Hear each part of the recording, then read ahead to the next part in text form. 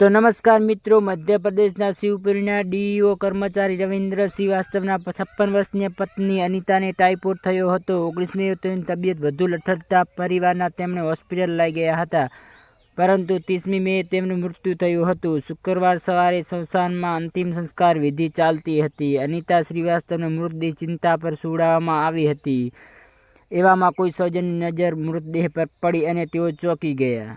મૃતદેહને પરસેવો વળી રહ્યો હતો, પાંપણ પરકતી હતી અને આંખમાંથી આંસુ નીકળતા હતા. તપાસ્યું તો મહિલાનું ઠંડુ પડી ગયેલું શરીર ધીમે ધીરે ગરમ થઈ રહ્યું હતું.